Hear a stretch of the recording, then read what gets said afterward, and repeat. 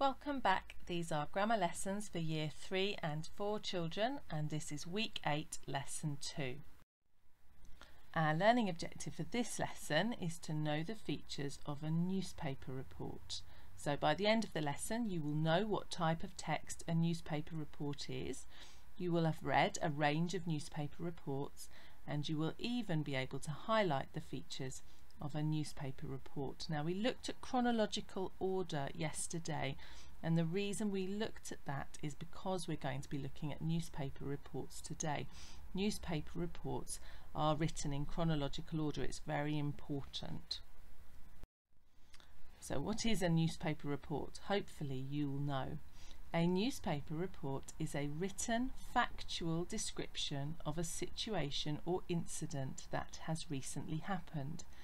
It gives the reader of the newspaper information about the events that took place and the people involved. And like I said, chronological order in a newspaper report is really important, which is why we looked at it yesterday.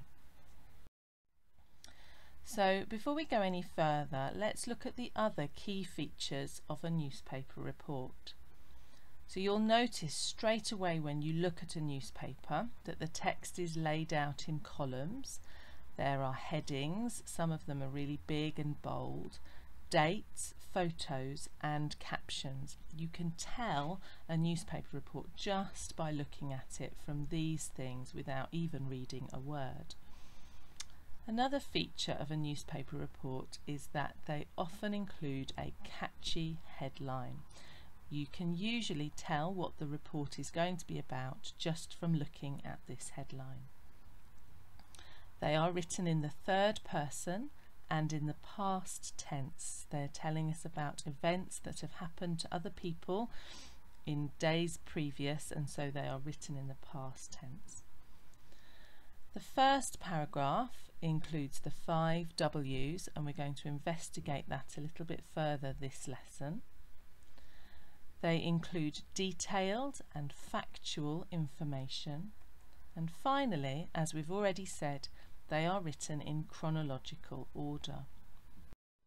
So, in this little short extract from a newspaper report, I'd like to see if you can find any of those features. Pause the video for a moment and have a careful look and a read through the text and see if you can find any of those features that we've just mentioned. Okay, let's look together then. So I think you will be able to see really quickly that it's laid out in columns. We've got a picture on one side and the text on the other. There's a date at the top here, a photo and a caption. We've also got a headline. Dog in space is the headline. It's written in the third person. It uses pronouns she, which tells us that it's written about something or somebody else. It's a third person pronoun, and it's also written in the past tense, departed. We know that often verbs in the past tense end in ed, and departed is just one example of a past tense verb. It includes detailed and factual information. It includes names of places and people, etc. And it's in chronological order. There are time words like yesterday to help us to understand when this took place. And if we were to read more of the article, we would be able to tell that it was in chronological order. Now, we said that we would look at the 5 W's in a little bit more detail. So if we take this same text, dog in space, because it's the first paragraph of the newspaper report, we should be able to find the 5 W's there. Who, what, where, when and why. So let's have a look and see if we can find them. The who is definitely there. The newspaper report is about Leica, the dog, and it tells you that in the first line. The what is also there.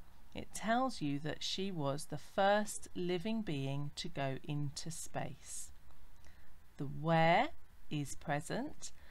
It says that Laika departed in Sputnik 2 from Moscow and orbited the Earth. The when is also there. It says it was yesterday, and we know from the date at the top of the newspaper when yesterday would have been. And finally, the why is also there too, because it was as part of an experiment by astronauts.